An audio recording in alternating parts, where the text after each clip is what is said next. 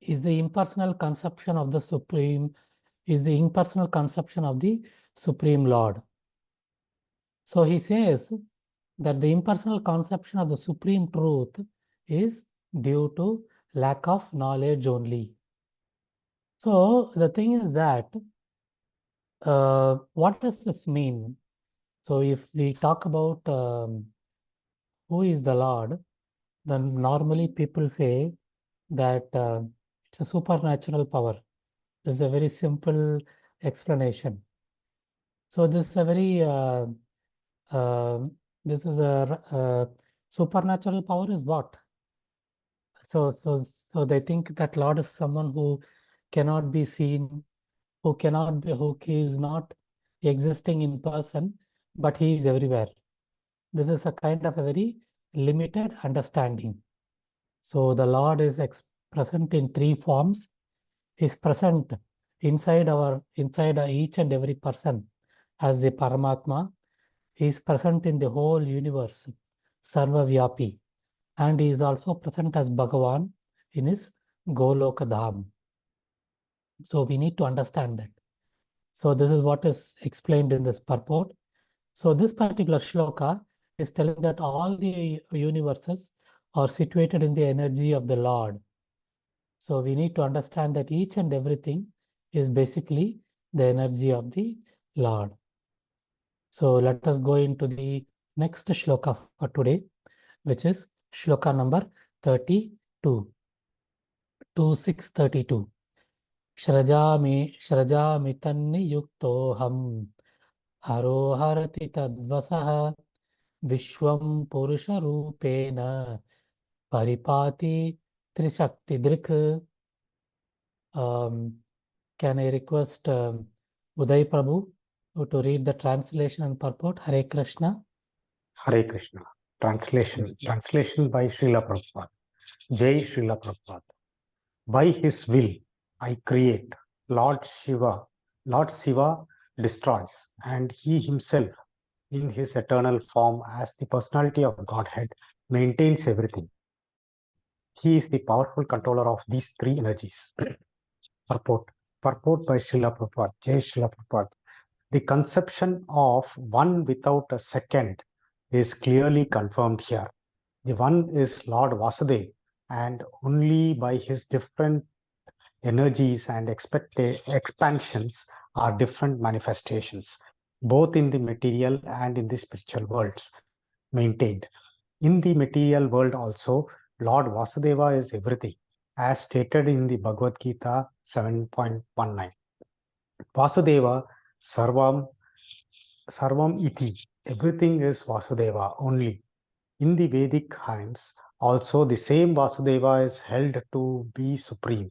It is said in the Vedas, Vasudevata Paro Brahma na Chanya Ratho Sti Tattva. Vasudevat Parabrahman na cha anyo arthosti tatvatah. Yes, Prabhu. Hare Krishna. In fact, there is no greater truth than Vasudeva.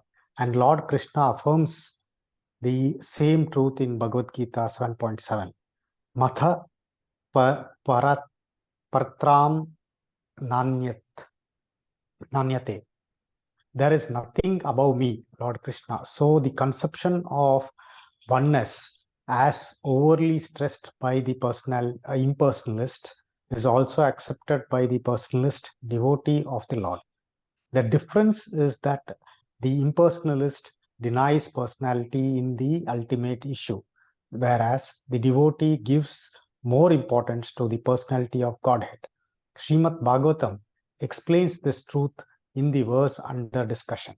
Lord Vasudeva is one without a second, but because he is all-powerful, he can expand himself as well as display his omnipotencies. The Lord is described here as omnipotent by three energies, Trishakti Drik. So, primarily, his three energies are internal, marginal, and external. This external energy is also displayed in the three modes of goodness, passion, and ignorance.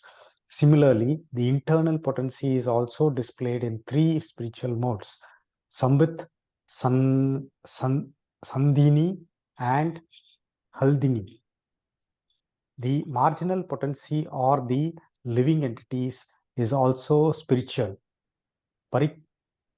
Parikritam Prakritim vidhi vidime param. prakritim vidhi param. But the living entities are never equal to the Lord. The Lord is Nirishta Samya. Pronunciation is very bad. Atisaya. Nirasta samya atisaya. In other words, no one is greater than or equal to the Supreme Lord. So the living entities, including even such great personalities as Lord Brahma and Lord Shiva, are all subordinate to the Lord. In the material world also, in his eternal form of Vishnu, he maintains and controls all the affairs of the demigods, including Brahma and Shiva. Jai Srila Prabhupada. Hare Krishna. Hare Sorry Krishna. for my Thank you. pronunciations of the Sanskrit No, verses. Prabhu. Hare Krishna. So, the translation of this shloka is that by his will I create. So who is telling this? Lord Brahma is telling. So which means by Krishna's will I create. So Brahma is very clearly telling that my creation is also based on the mercy and permission from Lord Krishna. So by his will I create, Lord Shiva destroys. So this is continuous.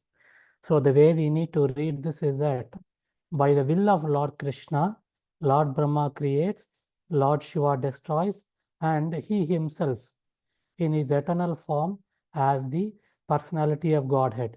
So which means Lord Krishna in the form of Lord Vishnu, he is maintaining everything, and he is a controller of all these three energies. So the energy of creation, the energy of maintenance, and the energy of destruction, all these three energies, they are being controlled by Lord Krishna. And it is very clearly said that Srila Prabhupada has given very nice examples. Vasudeva Sarvamiti. So everything in this world is connected to Lord Vasudeva, which is Lord Krishna. So which means that if something has no connection to Lord Krishna, that particular thing does not exist. And Mattah Parataram Nanyat. So there is nothing which is above Lord Krishna. He is the topmost. And then very nicely it also explains that in this particular shloka, you can see the first word, Shrajami. So all of us know the famous shloka, Glanir Bhavati Bharata, Abhyukthanam Madharmasya, Tadatmanam Shrajamyaham. So in that particular shloka, Shrajami means manifestation. In this particular shloka, Shrajami means creating. So slightly different meaning. So basically it is telling that Lord Brahma is also creating based on the mercy, based on the energy, based on the permission given by Lord Krishna. And then again, it talks about three Sakti Drik, three energies. And very nicely, it is told that the Lord, Srila Prabhupada is explaining that the Lord has three energies. What are those three energies? Internal energy, marginal energy, and external energy. The one which is highlighted here. Internal energy is Antaranga Shakti. External energy is Bahiranga Shakti. Marginal energy is Tatastha Shakti. So internal energy is basically the spiritual energy of the Lord, Antaranga Shakti.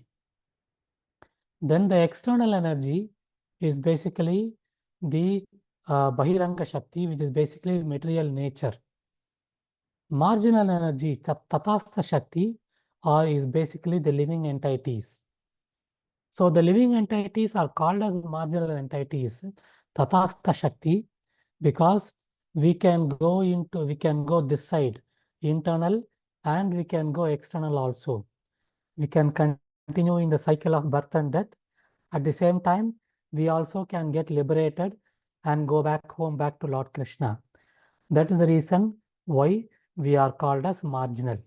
So it is our choice whether we choose to continue in this world, in the cycle of birth and death, or we remember the Lord, we do devotion service, and then go back home, back to Godhead. So this is three energies. And the spiritual energy, which is Antaranga Shakti, internal energy of the Lord, can again be classified into three types: Samvit Shakti, Sandhini Shakti, and then Haladini Shakti. So these are all described in in more detail in the coming chapters. So I don't want to go into it now because it will take more time. So the thing which we need to understand is that the living entities are also spiritual. So this is something which is very important. So we are all thinking that we identify ourselves uh, in this material world.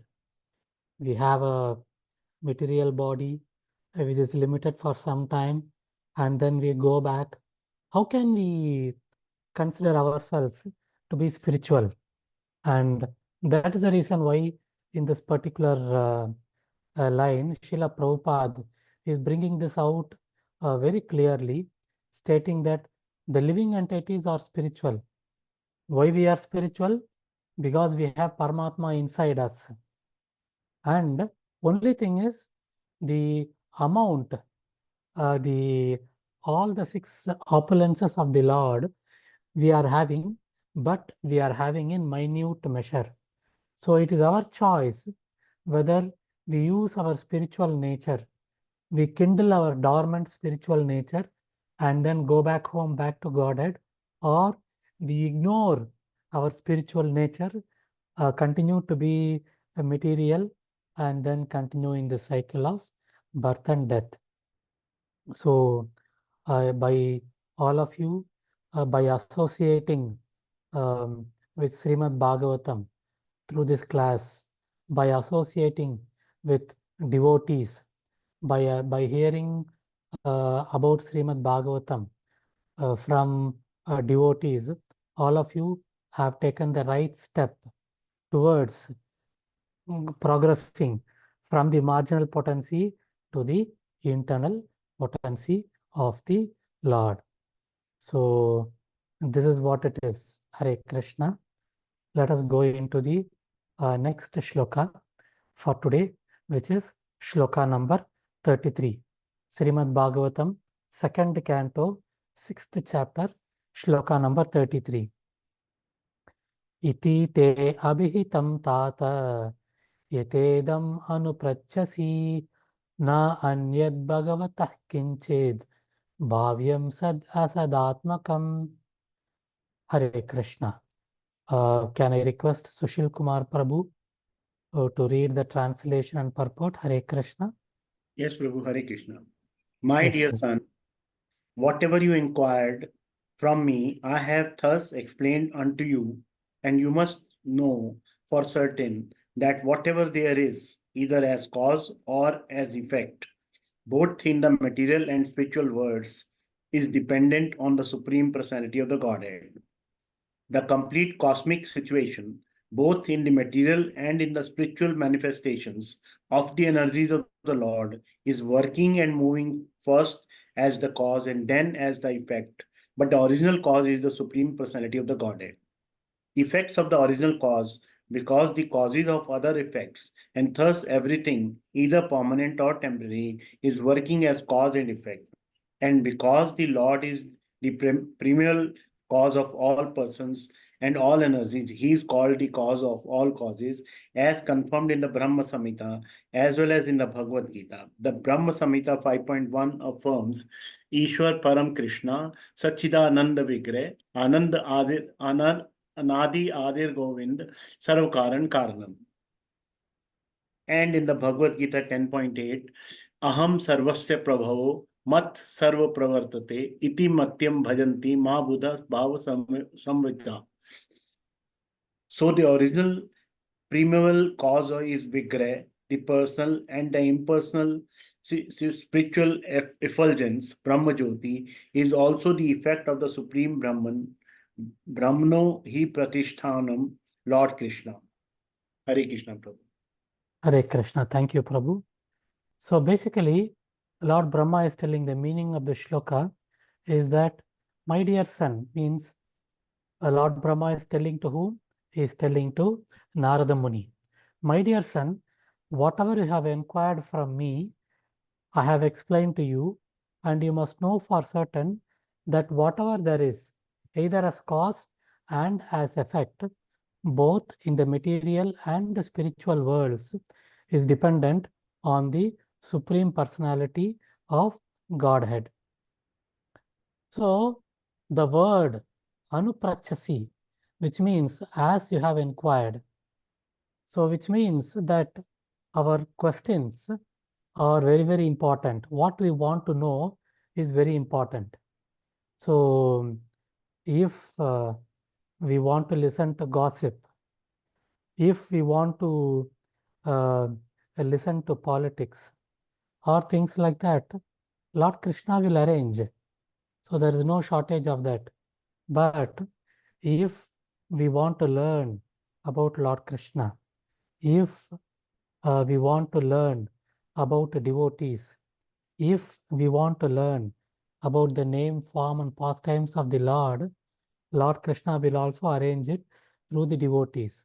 So Anuprachasi, which is coming in this second line of the shloka, means as you have inquired. So this means that we should be careful in what kind of knowledge we want to receive and from whom. So that is one thing. The second thing is that he is also telling that whatever is there, both in the material and spiritual world, either as cause and as effect, is dependent on Krishna. So both the cause and the effect is dependent on Lord Krishna. Very nicely, the Brahma Samhita shloka is referenced here. Ishvara Parama Krishna Satchidananda Vigraha Anadiradi Govinda Sarvakarana Karanam. Ishvara Parama Krishna. Ishvara means controller. Parama means supreme. Krishna is Lord Krishna. The supreme controller is Lord Krishna. Satchidananda Vigraha. So, Sat, which means true. Chit, which means eternal. Ananda, which means bliss. Vigraha is form. Lord Krishna is the form of true eternal bliss. We all want to be happy, but we never know what is true happiness is. And at the same time, we all don't know what is eternal happiness. If something is true happiness, let us say that we really like something, but at the same time, it is not permanent. So if we want something which is true happiness, and at the same time it is eternal, we need to look no further. The only source of true personal happiness, of true eternal happiness is Lord Krishna. And then it says, Anadir Adir Govinda. So Adi means beginning. Anadir means the opposite of beginning, which is the end. So Govinda has no beginning and then no end. Sarva Karana Karanam. He is the cause of all causes. So what Brahma is trying to explain is that whatever is there, either in the spiritual world or in the material world, either as cause and as effect, is completely dependent on Krishna. And there is another shloka, which is actually the Chaturshloki Bhagavad Gita, which is also referenced by Srila Prabhupada. Aham sarvasya prabhavo matta sarvam pravartate iti matva bhajante mam buddha bhava samanvitaha.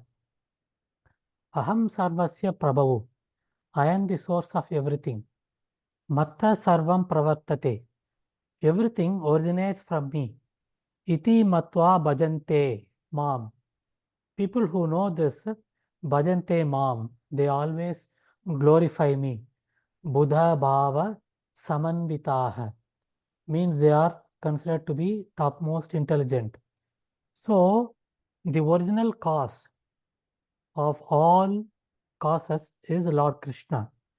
So Vigraha means, so you can see this Brahma Samhita shloka, Satchidananda Vigraha. What is the meaning of Vigraha? It's a form. So which means Lord Krishna has a form. He is not impersonal. So the original primeval cause, the original cause of all the causes is basically Lord Krishna, who is a person. And from him, we have Brahma Jyoti, and we have the complete universal manifestation, which is considered as the impersonal manifestation, Brahmanohi Pratishtaham. So the effect, the cause and the effect, both are basically dependent on Krishna. That is what Brahmaji is explaining to Narada Muni here. Hare Krishna. Let us go into the next shloka, which is shloka number 34. Srimad Bhagavatam, 2nd Canto, 6th chapter, shloka number 34. Nabarati me anga amsh Nabarati me anga amrishopalakshyate Navai kvachin me manaso mrishagyatihi Name rishikani patanti asatpate Yanme hridautkantyavata hridrito harihi. Hare Krishna. Can I request Amit Patel Prabhu to read the translation and purport? Hare Krishna. Yes, Roji, Hare Krishna. Translation and purport by His Divine Grace Abhay Charanamrita Srila Prabhupada. Jai Srila Prabhupada. O Narada, because I have caught hold of the lotus feet of the Supreme Personality of Godhead, Hari, with great zeal, whatever I say has never proved to have been false, nor is the progress of my mind ever deterred, nor are my senses ever degraded by temporary attachment to matter. Lord Brahma is the original speaker of Vedic wisdom to Narada, and Narada is the distributor of transcendental knowledge all over the world through his various disciples, and like Vyasadeva and others. The followers of Vedic wisdom accept the statements of Brahmaji as gospel truth, and transcendental knowledge is thus being distributed all over the world by the process of disciplic succession from time immemorial, since the beginning of the creation. Lord Brahma is the perfect liberated living being with the material world within the material world, and any sincere student of transcendental knowledge must accept the word and statement of Brahmaji as infallible. The Vedic knowledge is infallible because it comes down directly from the Supreme Lord unto the heart of Brahma. And since he is the most perfect living being, Brahmaji is always correct to the letter. And this is because Lord Brahma is a great devotee of the Lord who has earnestly accepted the lotus feet of the Lord as the supreme truth. In Brahma Samhita, which is compiled by Brahmaji, his mood his moods are to be Prabhu, his you have mood skipped a line. in the Brahma Samhita. Okay. Lord Brahma is a great devotee of the Lord because he has earnestly accepted the lotus feet of the Lord as the supreme truth. In the Brahma Samhita, which is compiled by Brahmaji, he repeats the aphorism Govindamadi Purusham Tamaham Bhajami. I am a worshipper of the original personality of Godhead, Govinda, the primeval Lord. So, whatever he says, whatever he thinks, and whatever he does normally in the mood are to be accepted as a truth because of his direct and very intimate connection with Govinda, the primeval Lord. Sri Govinda, who pleasingly accepts the loving transcendental service of his devotees, gives all protection to the words and actions of his devotees. The Lord declares in the Bhagavad Gita 9.31, Kaunteya Prati Janahi. O son of Kunti, please declare it. The Lord, please declare it. The Lord asks Arjuna to declare, and why? Because sometimes the declaration of Govinda himself may seem contradictory to mundane creatures, but the mundaner who never find any contradiction in the words of Lord's devotees, the devotees are especially protected by the Lord so that they may remain infallible. Therefore, the process of devotional service is always begins in the service of the devotee who appears in disciplic succession. The devotees are always liberated, but but that does not mean that they are impersonal. The Lord is personal eternally, and the devotee of the Lord is also a person eternally, because the devotee has his sense organs even at the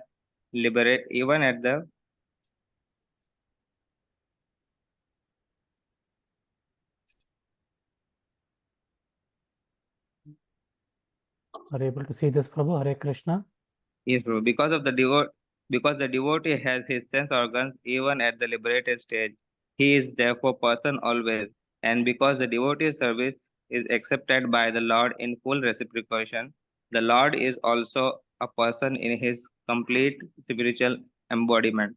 The devotee's senses, being engaged in the service of the Lord, never go astray under the attraction of false material enjoyment. The plans of the devotee never go in vain, and all this is due to the faithful attachment of devotee for the service of the Lord. This is the standard of the perfection and liberation. Anyone, beginning from Brahmaji down to the human being, is at once put on the path of liberation simply by his attachment in the great earnestness of the Supreme Lord Shri Krishna, the primeval Lord. The Lord affirms in this the Lord affirms this in the Bhagavad Gita 14.26. Mam chayo vyabhicharena bhakti yogena sevate sagunan samgunan samitiyati yetam brahma bhuya kalpate. Anyone therefore who is the earnestly serious in the heart and soul about being in intimate touch with personality of Godhead in the relationship of transcendental loving service will always be infallible in words and action. The reason is that the Supreme Lord is absolute truth, and anything earnestly dovetailed with the absolute truth attains the same transcendental quality. On the other hand, any amount of mental speculation on the strength of material science and knowledge without any bona fide touch with the absolute truth is sure to be a mundane untruth and failure, simply due to not being in touch with the absolute truth. Such godless and faithful words and actions, however materially enriched, are never to be trusted. That is the purport of this important verse. A grain of devotion is more valuable than tons of faithlessness. Hare Krishna. Hare Krishna. Thank you, Prabhu. So the meaning of this particular shloka is that Brahmaji is telling Narada Muni that because I have caught hold of the lotus feet of the Supreme Personality of Godhead, Hari, with great zeal, whatever I say, I have never proved to have been false. nor is the progress of my mind ever deterred, nor are my senses ever degraded by temporary attachment to matter.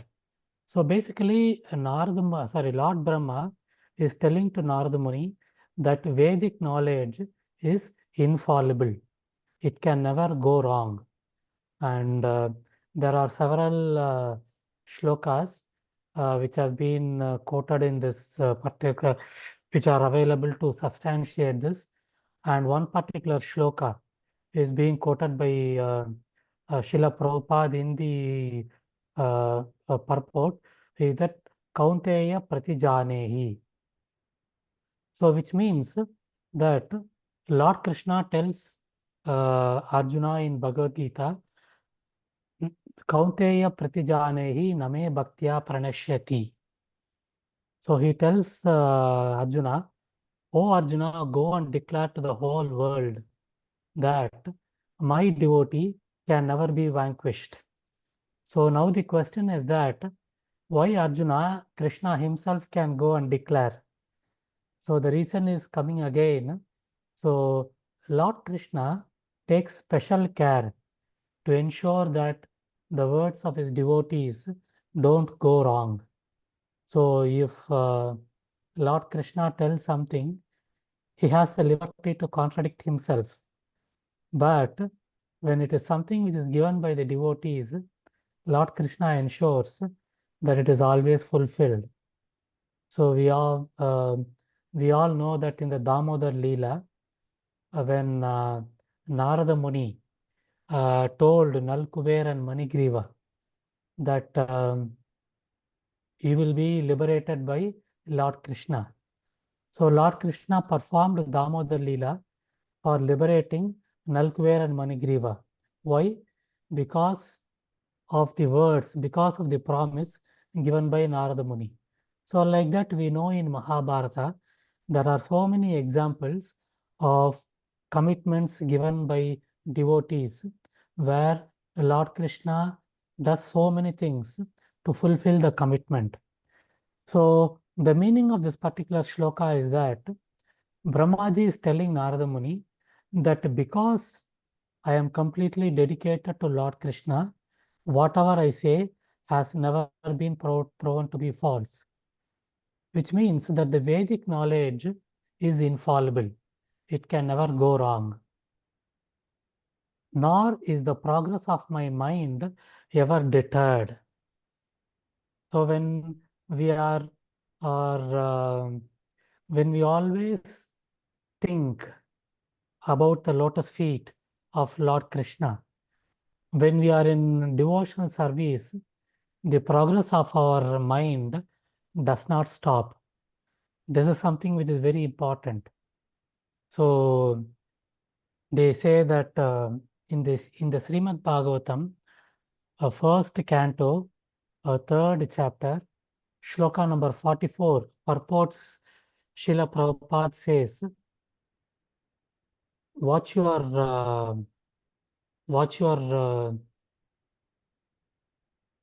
words, they become thoughts.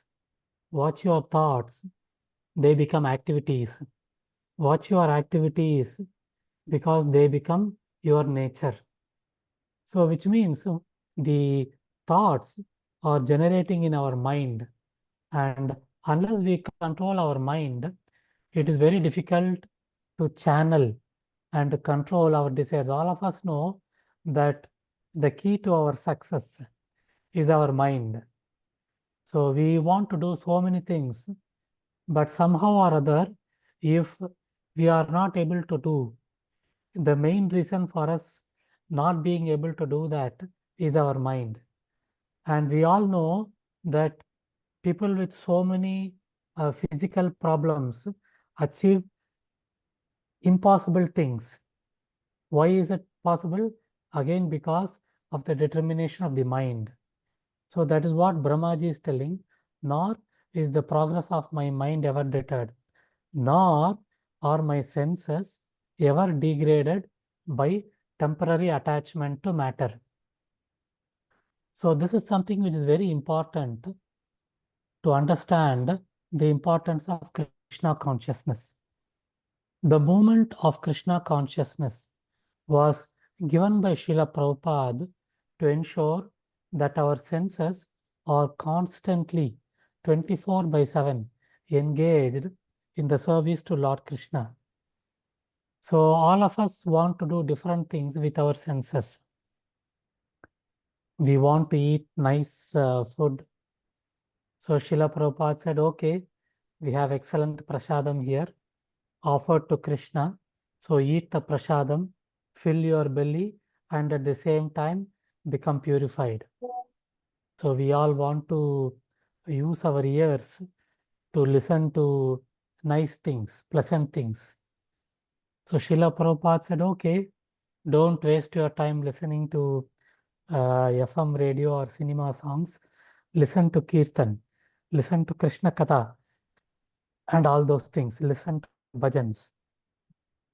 We all want to talk about so many things to different people.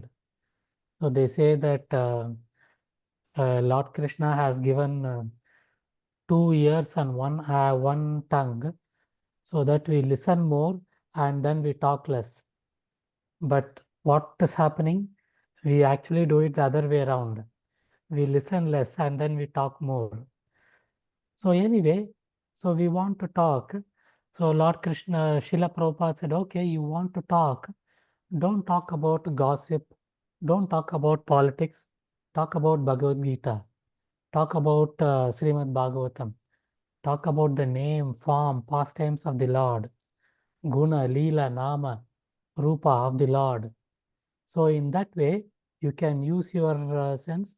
At the same time, you can get purified.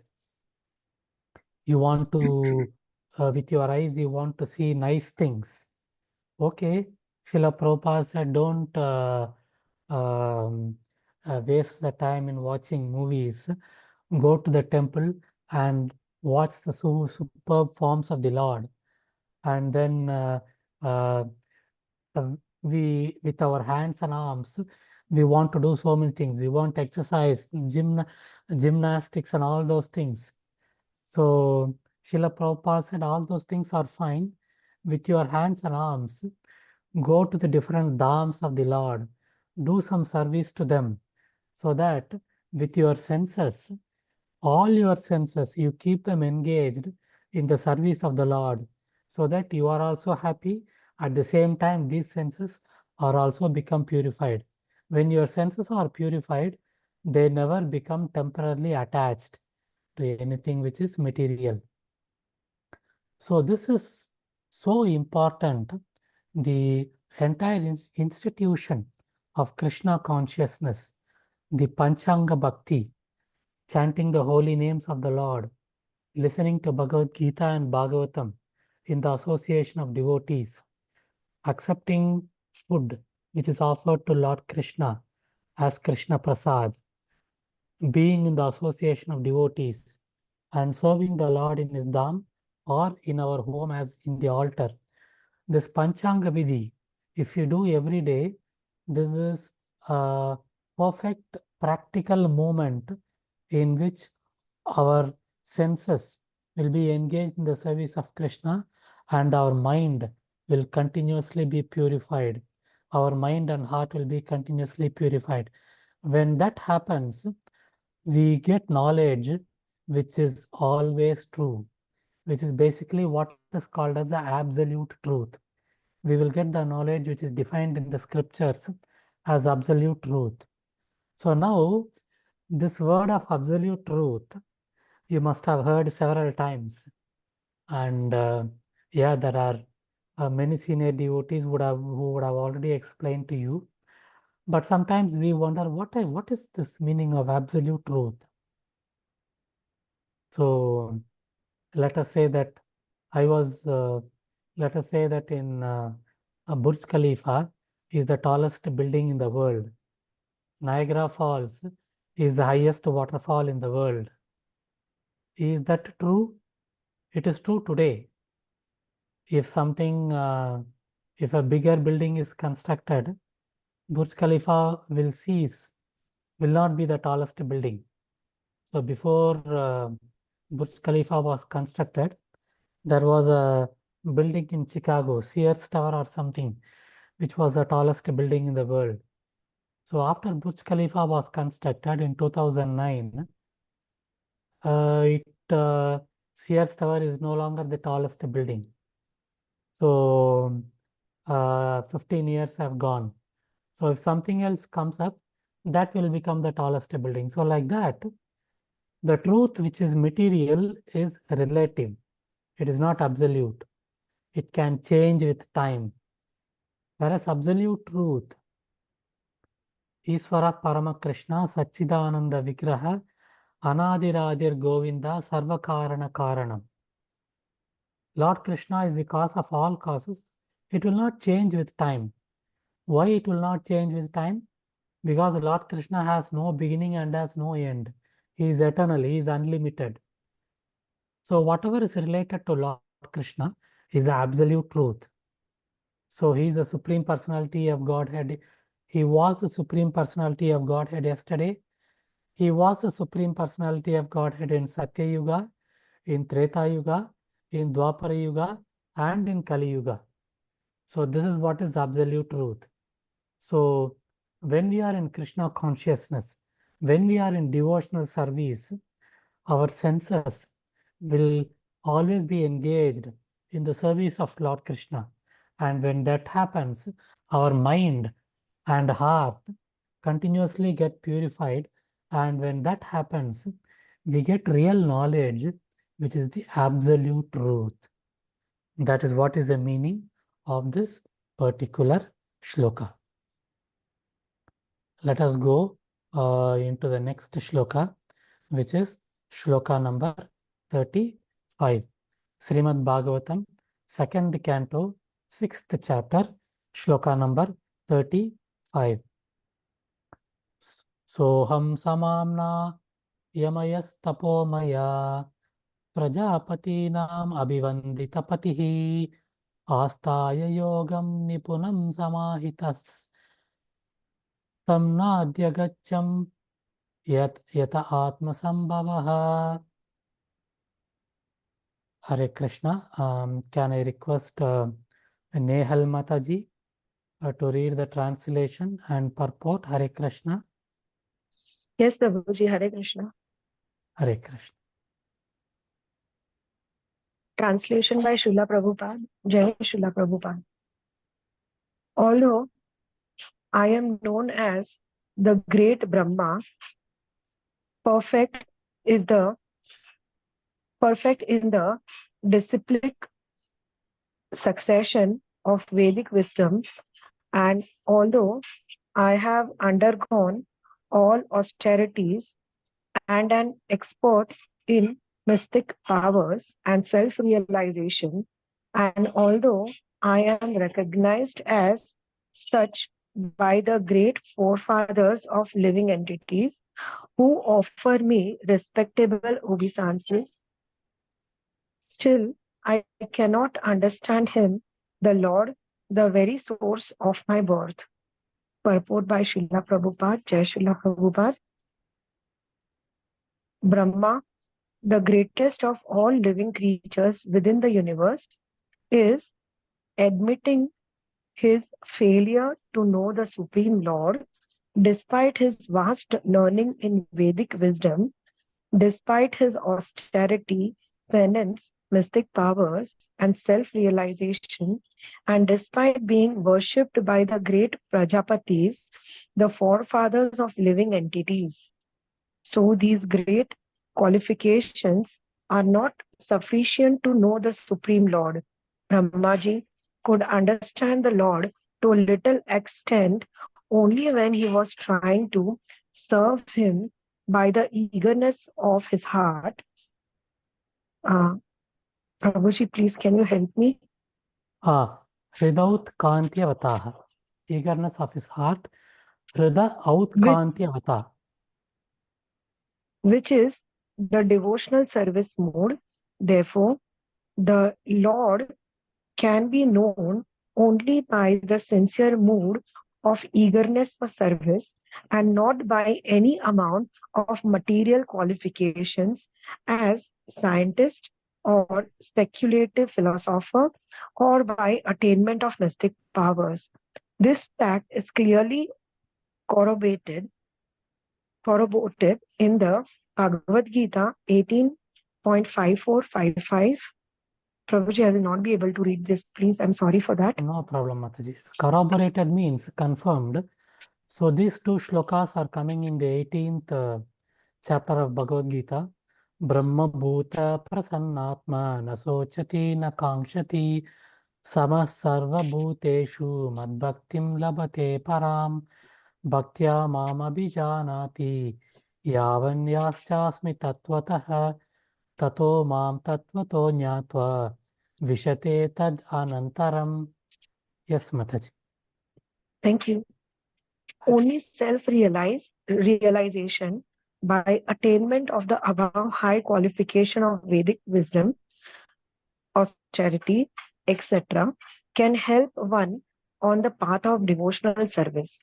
But failing in devotional service, one remains still imperfect because even in that position of self-realization, one cannot factually know the Supreme Lord. By self-realization, one is qualified to become a devotee, and the devotee by service mode, bhaktya, only can gradually know the personality of Godhead. One should not, however, misunderstand the import to visate, enter into, as referring to merging into the existence of Supreme. Even in material existence, one is merged in the existence of Lord. No materialist can disentangle self from matter, for the self is merged in the external energy of the Lord. As no layman can separate butter from milk, no one can extricate the merged self from matter by acquiring some material qualifications. The visate by devotion, bhaktya, means to be able to participate in the association of Lord in person. Bhakti or devotional service to the Lord means to become free from material entanglement and then to enter into the kingdom of God, becoming one like Him. Losing one's individuality is not the aim of bhakti yoga or of devotion of of the devotees of the Lord. There are 5 types of liberation. One which is called Sayujya Mukti, or being merged into the existence of body of the Lord. The other forms of liberation maintain the individuality of the particle soul and involve being always engaged in the transcendental loving service of the Lord. The word visite, used in the verses of Bhagavad Gita, is thus meant for devotees who are not at all anxious for any kind of liberation. The devotees are satisfied simply in being engaged in the service of the Lord, regardless of the situation. Lord Brahma is the first living being who directly learnt the Vedic wisdom from the Lord. Tene Brahma Hrida Hridaya Tene Adi Brahma Hridaya Adi Kavaye. Kavaye. Therefore, who can be a more learned Vedantist than Lord Brahma? He admits that in spite of his perfect knowledge in Vedas, he was able to know the glories of Lord since Unable to no know the one, glories of the Lord. sorry, Prabhuji, he No was problem. unable to know the glories of the Lord since no one can be more than Lord Brahma. How can a so-called Vedantist be perfectly cognizant of absolute truth? The so-called Vedantist, therefore, cannot enter into the existence of Lord without being trained in the matter of Bhakti Vedanta or Bhakti plus Vedanta plus Bhakti. Vedanta means self-realization and Bhakti means realization of personality of Godhead to some extent. No one can know the personality of Godhead in full, but at least to a certain extent, one can know the absolute truth, the personality of Godhead, by self surrender and a devotional attitude, and by noting by nothing else. In the Brahma Samhita also, it is said, Vedesu Duraibham Vedeshu Durlabham. Durlabham, or simply by the study of Vedanta, one can hardly find out the existence of personality of Godhead. But the Lord is a Durlabham Atma Bhaktau. Bhaktau, Adurlabham Atma Bhaktau. very easily available to his devotees. Srila Vyasadeva therefore was not satisfied simply with compiling the Vedanta Sutra, but over and above this, by the advice of his spiritual master Narada, he compiled the Srimad Bhagavatam in order to understand the real import of Vedanta. Srimad Bhagavatam, therefore, is the absolute medium by which to understand the absolute truth. Thank you, Prabhuji. Hare Krishna. Sorry for my mistakes. No problem. Hare Krishna. Thank you, Mataji. So basically, this particular shloka, the meaning is that although I am known as the great Brahma, perfect in the disciplic succession of Vedic wisdom, and although I have undergone all austerities, and I am an expert in mystic powers and self-realization, and although I am recognized as such by the great forefathers of the living entities who offer me respectful obeisances, still I cannot understand him, the Lord, the very source of my birth.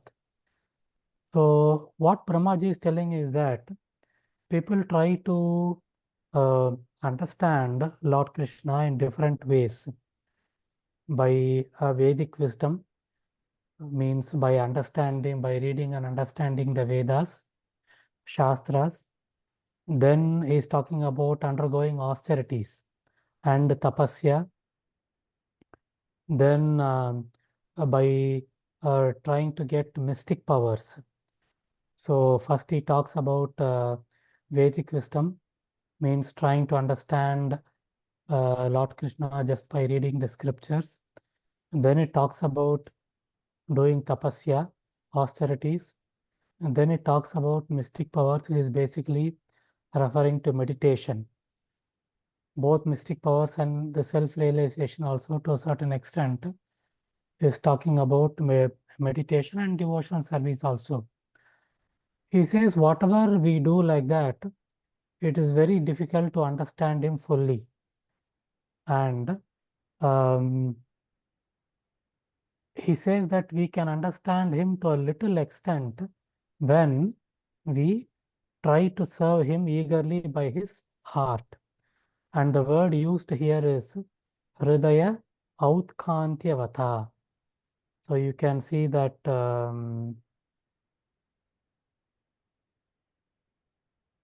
okay, it is not coming in this shloka. It is coming in a different shloka, but Srila Prabhupada is telling that Brahmaji could understand that only when he was trying to serve by his eagerness. And he is quoting this shlokas of Bhagavad Gita very nicely. And this particular shloka, which is coming in the Srimad Bhagavatam, is something which is quoted, which is very important. So in the Brahma Samhita, he talks about very easily available to his devotees. So this particular shloka, Vedeshu Durlabham Adurlabham Atma Bhaktau. So this is coming in the Brahma Samhita, which is telling that Advaitam Achyutam Anadim Ananta Rupam Adyam Purana Purusham Navayauvanam cha Vedeshu Durlabhamadurlabhamatma Bhaktau Govindamadi Purusham Tamaham Bhajami. So Vedeshu Durlabham means if we try to read and understand all the scriptures and then by that understand Lord Krishna, so it is very difficult. Vedeshu Durlabham. But on the other hand, it is telling Adurlabham Atma Bhakto. Adurlabham means Durlabham is very difficult. Adurlabham is the opposite of difficult, which is very easy. Adurlabham Atma Bhakto. But if we eagerly serve him with love, when we do loving devotional service, so attaining Lord Krishna is very easy. So the essence of this particular shloka is that Lord Krishna can be attained only by loving devotional service. So as we saw in the previous shloka, when we do loving devotional service, automatically the other things happen. The using of our senses in the service of the Lord, purification of mind and heart, and getting the real knowledge, which is the absolute truth, automatically happens.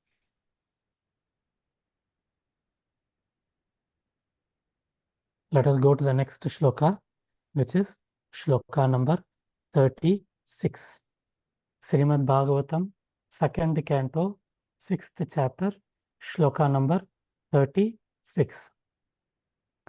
Natosmeham taccharanam samiyusham. Natosmeham taccharanam samiyusham. Bhavachidam swasti ayanam sumangalam. Yohi atmamaya vibhavam smaparyagat. Yatha nabasvantam atu pare kutaha. Hare Krishna. Can I request RB to read this translation purport? Hare Krishna.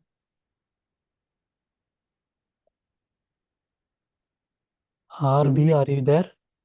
He takes on phone. I think he can't be able to read it.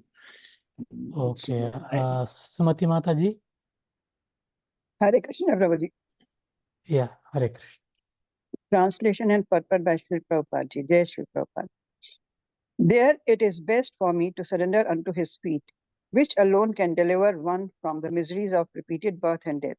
Such surrender is all auspicious and allows one to perceive all happiness. Even the sky cannot estimate the limits of its own expansion. So what can others do when the Lord himself is unable to estimate his own limits?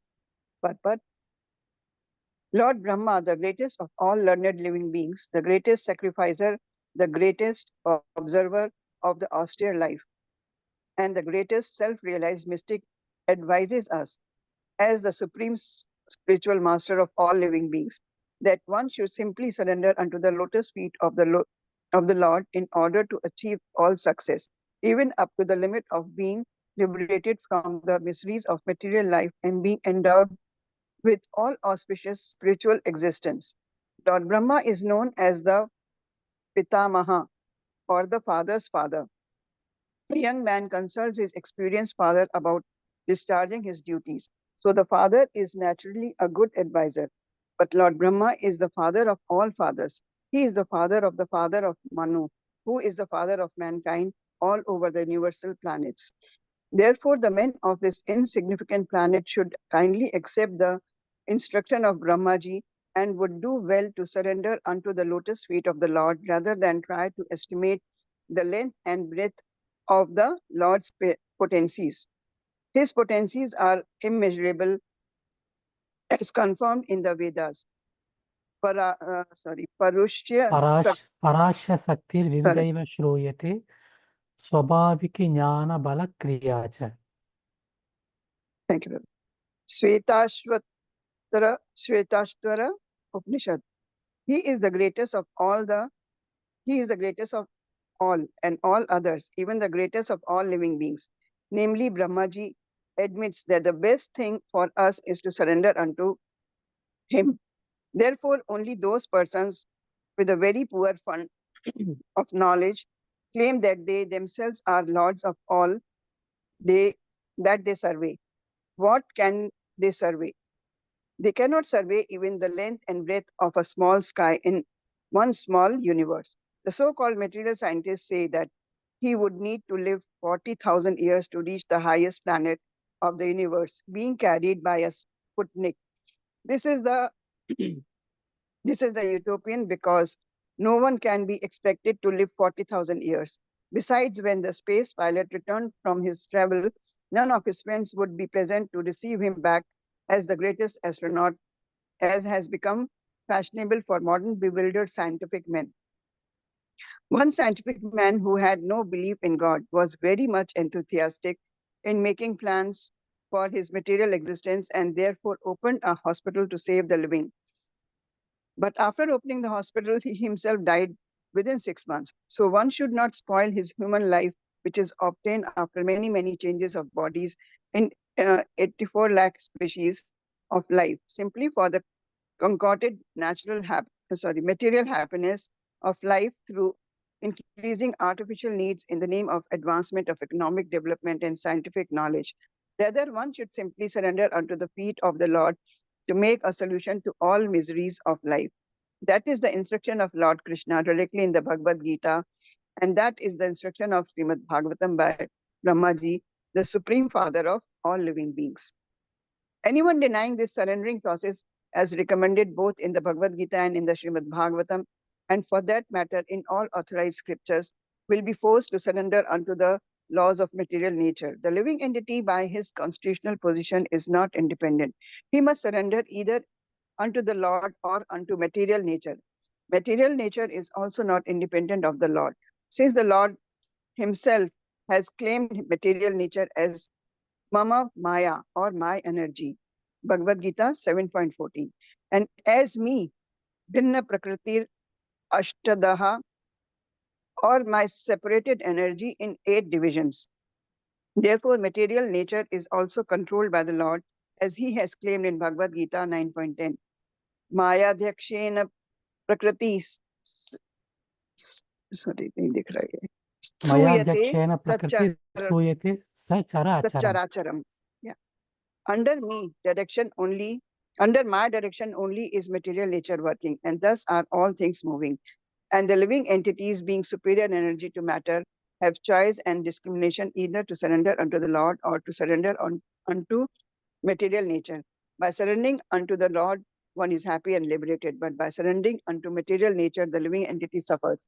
So the end of all suffering means surrendering unto the Lord, because the surrendering process itself is bhava,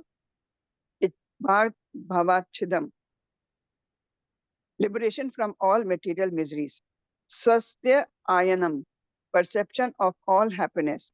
And sumangalam, the source of everything auspicious.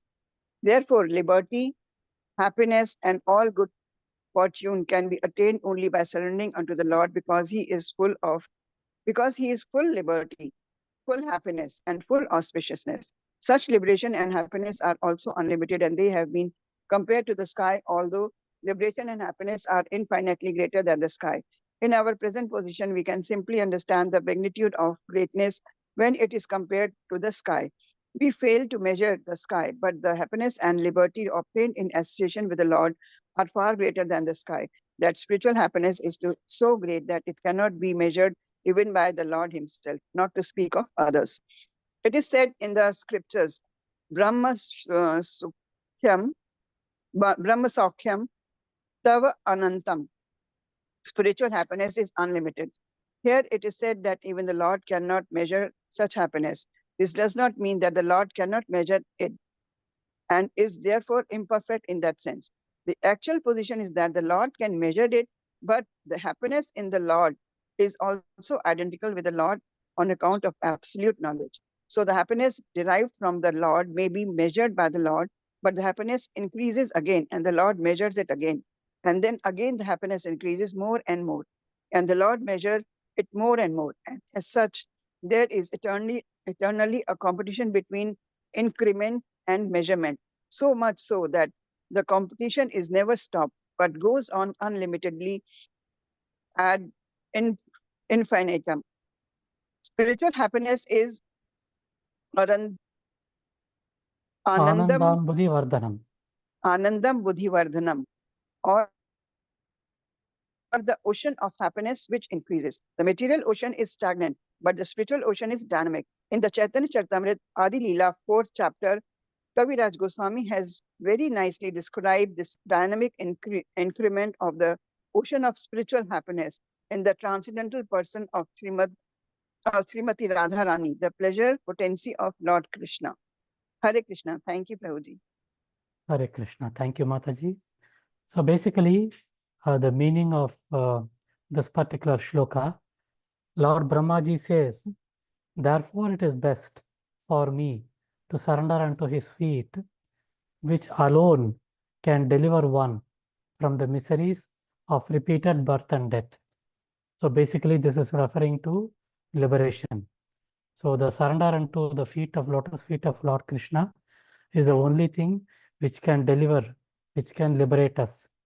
And such surrender is all auspicious, sumangalam, and such it also allows one to perceive all happiness. Swastyayanam. The word which is coming in the shloka is swastyayanam. Even the sky cannot estimate the limits of its own expansion. So what can others do when the Lord himself is unable to estimate his own limits? So basically, Brahma is telling that the Lord is unlimited, and it is best for me to surrender unto his feet. So normally, the word surrender is associated to lack of freedom, associated to lack of choice. When do we use the word surrender? Normally, in a material perspective, we use the word surrender when we don't have any choice, when we are absolutely hopeless, or when we don't have freedom. So basically, the word surrender is used in a context, in a material context, when we don't have freedom, when we don't have choice, when we are not at all happy and things like that. Whereas in spiritual, Lord Brahma is telling, this is something which we need to understand very clearly, that when we surrender to Lord Krishna, that is exactly the opposite of the material surrender. When we surrender to Lord Krishna, we get all the happiness which we are actually searching for, number one. Number two, we get the topmost freedom. What is the topmost freedom? Freedom from the cycle of birth and death. This is the topmost freedom. We think of so many freedom, no? Freedom not to cook today, let us go to a restaurant. Freedom not to go to school. Freedom not to go to office. Freedom not to listen to our boss, start my own job. So we think about so many different kinds of freedom. But Brahma says the topmost freedom, the freedom from the cycle of birth and death, is given when we surrender to the lotus feet of Lord Krishna. And at the same time, it is Sumangalam, it is very auspicious. So it says that Lord Prabhupada, Srila Prabhupada used to say that surrender to be free. So this is what Srila Prabhupada used to be saying. So whenever we think that I want to be free, I want to be happy, just keep in mind that the topmost freedom and the topmost happiness can happen only when we surrender to the lotus feet of Krishna, and that will happen when we are in the service of Lord Krishna through devotional service. So let us go into the next shloka, shloka number 37. Srimad Bhagavatam, the Canto, 6th chapter, shloka number 37. Naham na yuyam yadartam gatim viduhu Navamadeva kimuta pare suraha tanmayaya mohita budayastvatvidam vinirmitam chatma samam vichakshmahe. Hare Krishna. Can I request Rao Prabhu to read the translation and purport? Hare Krishna. Hare Krishna. Translation. Since neither Lord Shiva nor you nor I could ascertain the limits of spiritual happiness, how can other demigods know it? And because all of us are bewildered by the illusory external energy of the Supreme Lord, we can see only this manifested cosmos according to our individual ability. Purport. We have many times mentioned the names of 12 selected authorities, Dwadasha Mahajana, of which Brahma, Narada, and Lord Shiva head the list as the first, second, third, in order of merit of those who know something of the Supreme Lord. Other demigods, semi-demigods, Gandharvas, Charanas, Vidyadharas, human beings, or Asuras cannot possibly know fully about the potencies of the Absolute Lord, Sri Krishna. The demigods, semi-demigods, Gandharvas, etc. Are all highly intelligent persons in the upper planets. The human beings are inhabitants of the intermediate planets, and the Asuras are inhabitants of the lower planets. All of them have their respective conceptions and estimations of the absolute truth, as does the scientist or the empiric philosopher in human society. All such living entities are creatures of the material nature, and consequently they are bewildered by the wonderful display of three modes of material nature. Such bewilderment is mentioned in the Bhagavad Gita 7.13. Tribur Gunamayadir Bhavir Ebi Sarvam Idam Jagat. Every entity, beginning from Brahma down to the ant, is individually bewildered by the three modes of material nature, namely goodness, passion, and ignorance. Everyone thinks in terms of individual capacity that this universe, which is manifested before us, is all in all. And so the scientist in the human society of the 20th century calculates the beginning and end of the universe in his own way.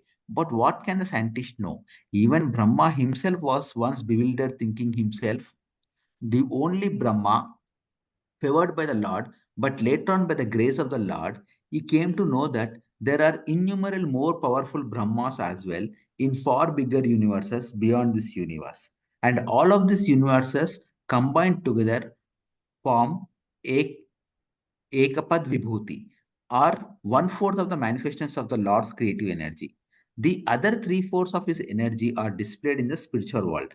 And so, what can the teeny scientist with a teeny brain know of the absolute personality of Godhead, Lord Krishna? The Lord says, therefore, mohitam nabijanati mam iheba param avyam.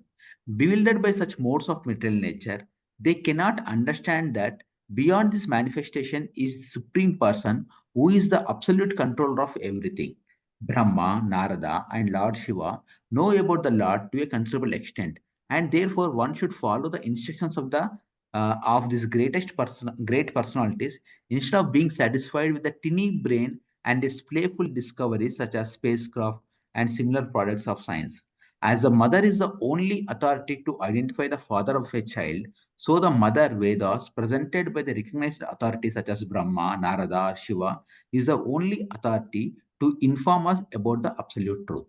Jai Srila Prabhupada. Hare Krishna. Thank you, Prabhu. So this is again a repetition of what we saw 2 shlokas ago, where Brahmaji says, since neither Lord Shiva nor you, which is Narada Muni, nor I, which is Lord Brahma, could ascertain the limits of spiritual happiness, how can other demigods know it? And because all of us are bewildered by the illusory external energy of the Supreme Lord, we can see only this manifested cosmos according to our individual ability. So which means each and as living entities, particularly as human beings, we have limited intelligence, and trying to understand the Lord and the unlimited and his unlimited qualities by our limited intelligence is not going to work.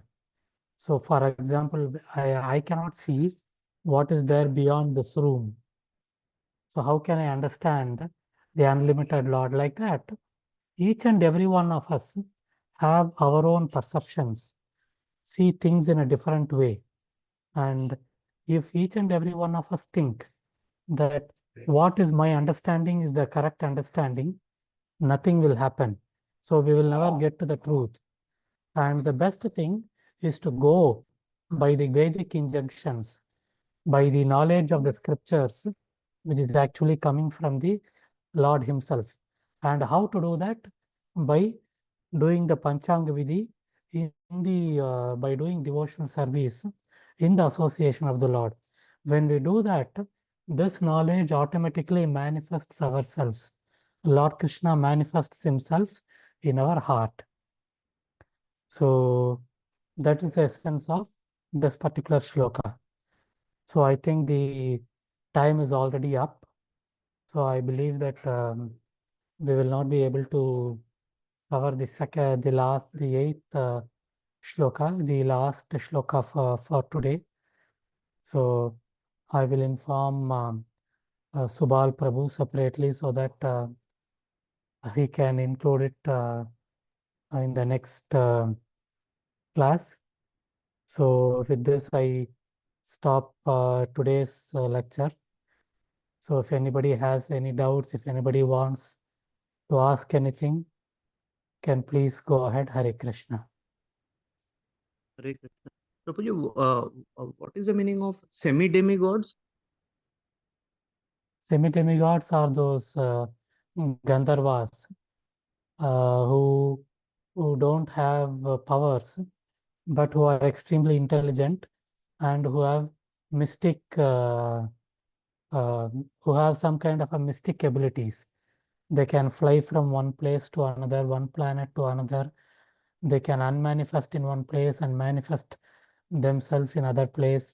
The Apsaras or Gandharvas, they are all called as semi-demigods.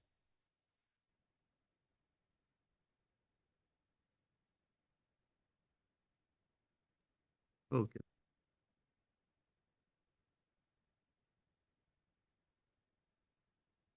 Hare Krishna. So thank you once again, all the devotees, for listening patiently for this Srimad Bhagavatam class.